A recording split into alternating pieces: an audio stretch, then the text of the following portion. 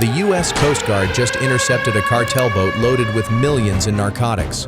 At first, it looked like the smugglers could outrun American forces on the open sea, but what happened next shocked everyone and turned the waters into a battlefield that exposed the cartel's biggest weakness. At 3:15 a.m., a U.S. Coast Guard patrol aircraft spotted a cartel go-fast boat racing out of Venezuelan waters and heading north across the Caribbean.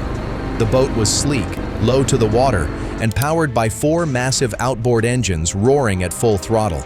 On board, 6 traffickers sat crouched, their faces hidden under balaclavas, pushing the vessel at nearly 50 knots. The cargo it carried was no ordinary shipment. Packed in the hull were waterproof bundles stacked in neat rows, weighing thousands of pounds and valued at more than $80 million. For the smugglers, this run was supposed to be routine. They had used the same corridor before, sneaking narcotics into Puerto Rico and Florida through open waters. But this time, the Coast Guard had been waiting. High above, the patrol aircraft kept its radar locked, relaying real-time updates to Joint Task Force South. The aircraft's infrared cameras tracked every move, even spotting the heat signatures of the cartel's engines. The smugglers didn't know that their vessel was already marked for interception, and escape was nearly impossible. 10 minutes later, the Coast Guard cutter Hamilton received the coordinates and began maneuvering toward the target at high speed. Alongside it, an MH-65 Dolphin helicopter lifted off, racing into the sky to close the gap. The smugglers pushed harder, unaware of what was coming. They had relied on speed for years. The engines screamed as the boat skipped across waves, throwing white rooster tails into the dark sea. For a moment, the traffickers thought they had a clear path north, but the Coast Guard had perfected its tactics against these boats. Instead of waiting for reinforcements, they launched the helicopter straight into pursuit. As it roared overhead, the cartel crew looked up and panicked. Searchlights cut across the waves, and the first warnings came in Spanish and English. "Stop your vessel immediately. This is the United States Coast Guard." The cartel ignored the commands and pushed the throttles harder. Their plan was simple: outrun the patrols, dump the cargo if needed, and vanish into the open waters. But the Dolphin helicopter was armed and precise. Warning shots skipped across the water in front of the boat, glowing streaks across the Black Sea. The smugglers still didn't stop. Then, the real strike came. A Coast Guard marksman leaned out from the helicopter's open door, steadying his .50 caliber rifle against the rotor wash. He lined up the shot and fired. The round tore into the starboard engine, sparks and smoke erupting instantly. The boat shuddered as one engine went dead, its speed dropping sharply. The smugglers screamed and scrambled, but the pressure was building. A second burst of precision fire ripped into another engine. Flames licked the stern as fuel lines ruptured. What was once a sleek and unstoppable go-fast was now a crippled wreck, dragging across the waves. For the Coast Guard, the first strike had landed, and the chase had turned into domination. The destruction of the cartel's go-fast boat did not happen by chance. It was part of a carefully planned operation that had been building for weeks. U.S. Southern Command, working with intelligence partners, had traced cartel activity moving out of Venezuela and across the southern Caribbean. Smugglers had been using the same corridor repeatedly, believing the open sea would shield them from detection. They left ports in Venezuela under the cover of night, moved north at high speeds, and often vanished into hidden docking points in Puerto Rico or along Florida's coastline. On land, the drugs were broken down and moved across the United States, feeding networks worth billions. This time, however, U.S. intelligence made sure the boat never had a chance to reach its destination. It began with signals intelligence. Drones flying along Venezuelan waters picked up irregular marine radio chatter, linking back to cartel operators known for moving narcotics. Soon after, satellites confirmed unusual loading activity in one of the fishing villages long suspected of being a cartel hub. Trucks moved in under tarps, unloading heavy crates onto a go-fast boat docked near mangroves. Infrared scans confirmed the weight was too much for legal fishing equipment. Hours later, the boat launched, and U.S. assets locked on. The Coast Guard cutter Hamilton was already on patrol in the region, part of a rotating fleet that had been moved closer after a string of September seizures.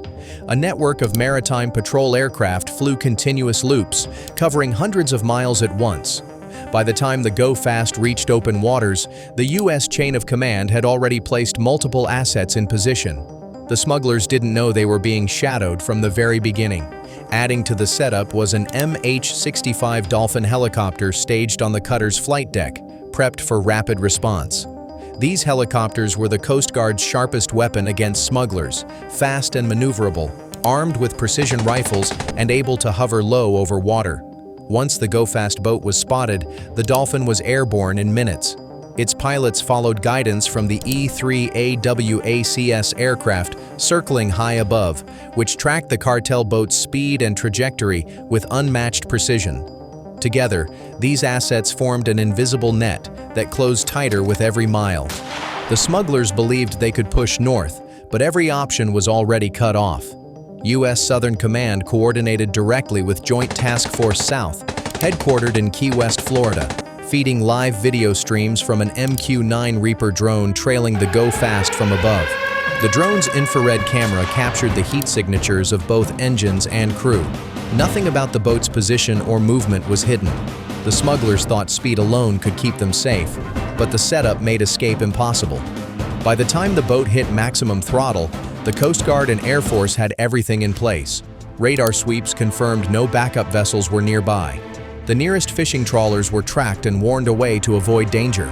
The seas belonged fully to the U.S. forces that night. The cartel had launched what they believed was another routine run. Instead, they sailed directly into a trap built from the air, sea, and sky, a trap that was about to close completely. The first direct contact came fast and loud. At 3:40 a.m., the MH-65 Dolphin helicopter broke from its orbit and dropped low over the sea, rotor wash tearing across the water. Its searchlight cut through the darkness, locking onto the cartel's Go Fast boat as it raced north at nearly 50 knots. The cartel crew instantly realized they had been spotted. Shouts filled the boat as one man grabbed the throttle, pushing all 4 outboard engines to their limit. Another man raised a handheld radio, calling out for support that would never come. The Coast Guard's jammers had already silenced their channels. From above, the helicopter crew began issuing commands in both Spanish and English. "Stop your vessel! Stop now, or we will disable your engines!" The smugglers ignored every word. Warning shots cracked across the waves. Tracer rounds sparked as they ricocheted off the surface just meters in front of the speeding bow. The smugglers kept going, throwing their weight forward. They thought they could outrun the helicopter or force it to break off. But the Dolphin's crew was trained for this exact moment. A door gunner leaned out with a precision .50 caliber rifle, laser sight fixed on the starboard engine. One squeeze of the trigger, and the first engine exploded in a flash of sparks and smoke. The Go Fast lurched violently to the side, speed dropping slightly, but it still kept moving.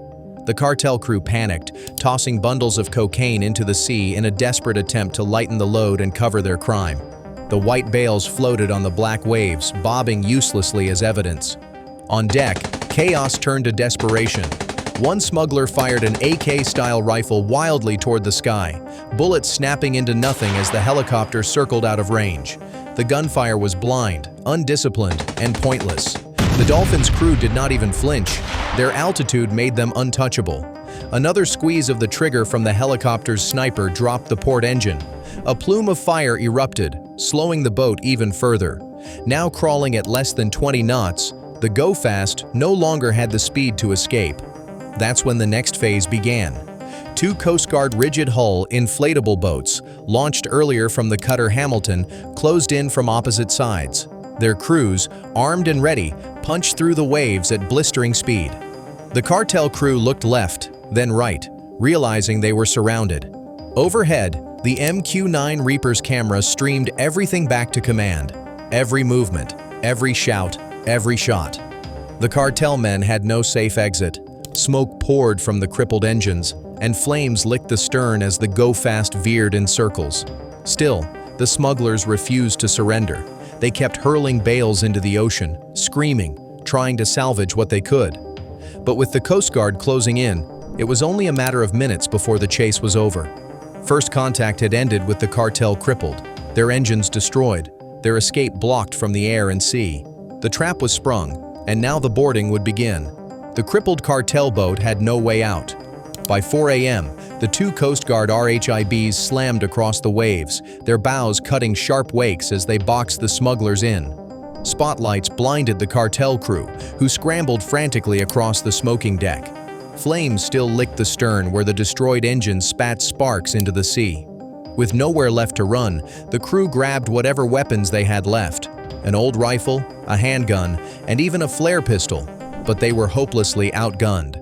From the air, the MH-65 Dolphin helicopter hovered low, its snipers locked onto every movement below. The warning was clear: one wrong move, and it was over. The RHIBs drew up alongside, heavy ropes snapping as boarding hooks caught the Go-Fast's railings.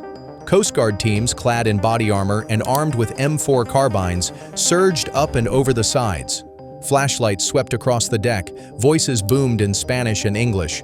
"Manos arriba! Hands up now!" The smugglers froze. One tried to reach for a gun, but a Coast Guard operator struck him down with the butt of his rifle before he could raise it. Another smuggler dropped to his knees, hands trembling, eyes wide with fear. The rest were forced flat against the deck, wrists bound with flex cuffs in seconds. Even as the crew was secured, the operation wasn't finished.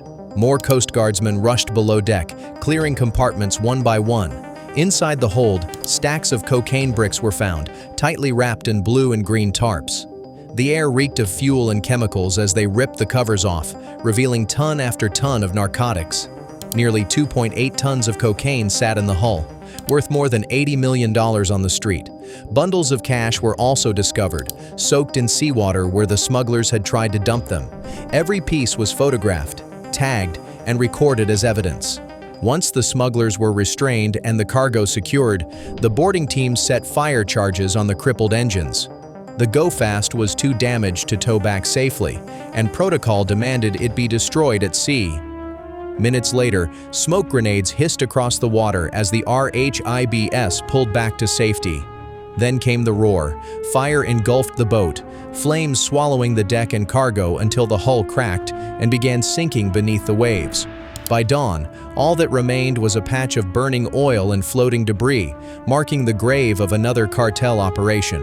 The 6 captured smugglers were transported back to the cutter Hamilton, faces blank, staring at the deck as armed guards stood over them. For the Coast Guard crew, it was another victory in a record-breaking season of seizures. But for the cartels, it was a brutal loss.